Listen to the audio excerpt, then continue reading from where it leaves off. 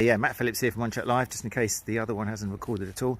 And just finished a nice wet run, and tonight is night 23 of my 35 night sleep study using Cerebra sleep system, which is an in-home polysomnogram. Still can't say that word.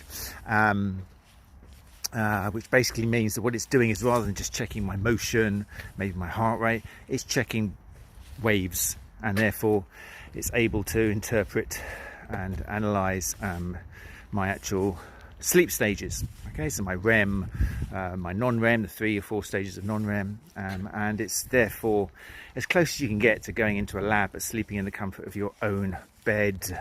So yeah, quite exciting in a geeky, sleepy type way, because I'm now into the last 2 weeks of the 5 weeks, which means that after a week of just chucking caffeine down my neck, as I normally do, at least 2 or 3 flat whites a day, weeks 2 and 3 was no caffeine at all, no tea, no coffee, minimum chocolate, definitely no dark chocolate.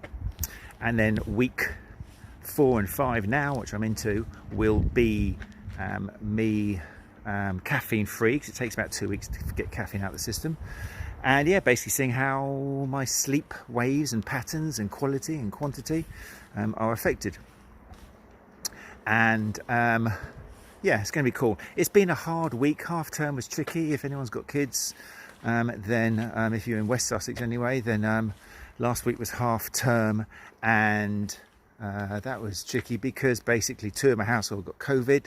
I had a bad cold, and yeah, it was just a nightmare. So no one could really go out. Kids were going home stir crazy, and yeah, it wasn't much fun.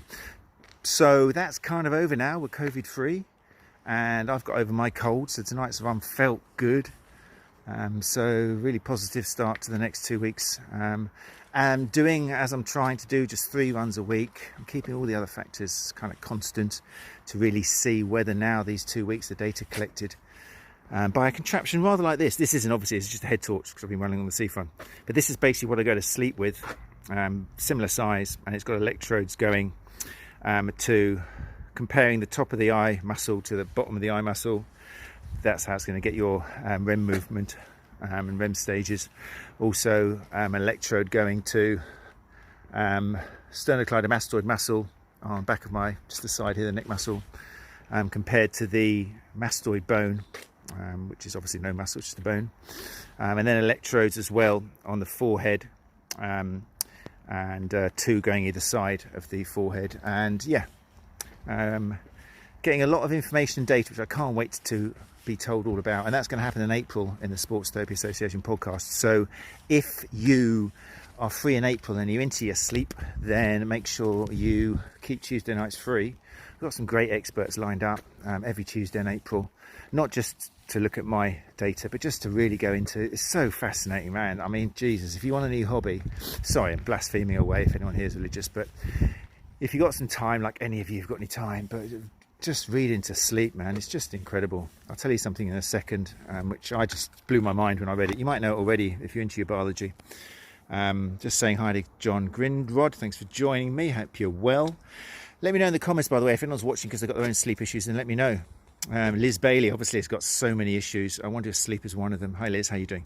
Liz Bailey says, you guys had COVID during half term as well. Why didn't you say when I messaged you? I don't want to put all of my problems onto you, Liz. You're so supportive and a wonderful human being anyway, so I didn't want to give you everything for you to take on board. You know, I've given you enough, you know, what with my various rashes and pelvic health issues and that, you know, which we talk about endlessly. So anyway, what else we got down here? Tom Goom is here. Hey Tom, how you doing? Hope you're well. Right, so yes, as I was saying, did you know, just a little tidbit of information here. Some of you might know that some animals, humans just go to sleep, and in the deep stages of sleep, your muscles are paralyzed. The message, the neural pathways between your thalamus and the cortex is just kind of cut. It's inhibited so that if you are dreaming you're running, then you don't get up and start running.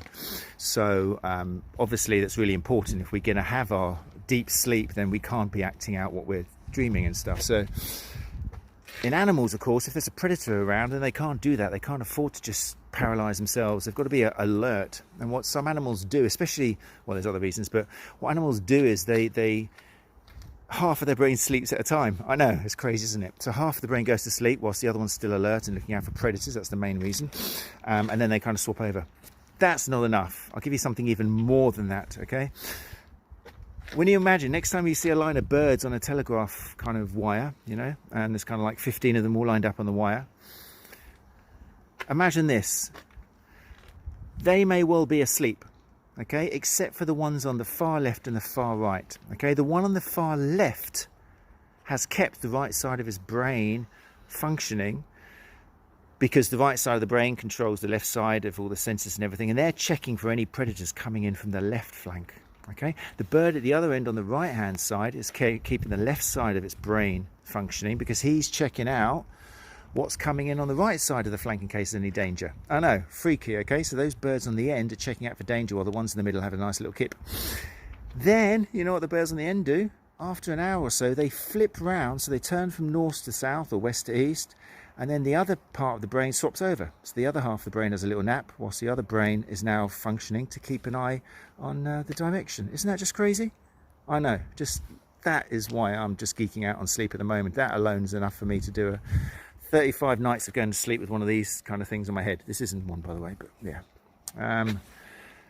Anyway, I've got to go now because I've got no battery, I've got stuff to do. Liz says I've had raging insomnia since January. Oh, I'm sorry to hear that.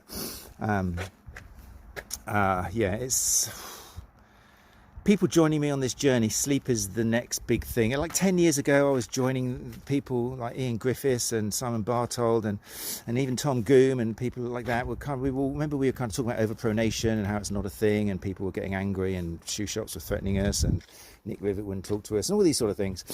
And now everyone's like, oh, overpronation, that's not a thing, you know. Believe me, sleep is the next thing.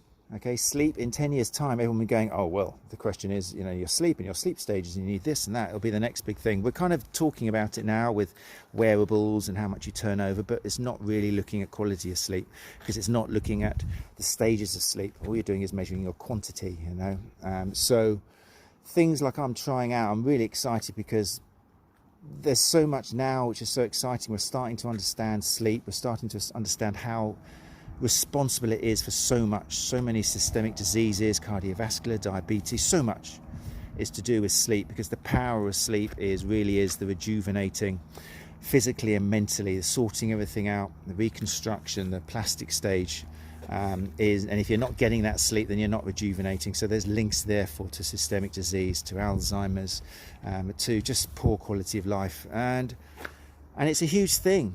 And so many of the population, because of the way we live, are not getting their sleep and just dealing with a life which, I mean, best scenario, you're just not firing off all cylinders. Worst scenario, you're dealing with some systemic disease which has been opened up because you're not getting enough sleep. So,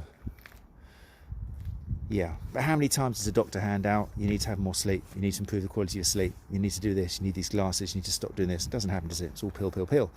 So it is a very exciting thing. I've had it all my life, so my heart goes out for people who can't sleep. I'm running out of battery now, I'm going to have to go. Okay. Liz, we'll stay in touch. Everyone else who's watching, do put something in the comments if you are having problems with sleep. I want to see your questions. I really need to go now. Matt Phillips, One Check Live. I'll speak to you soon. Take care. Bye.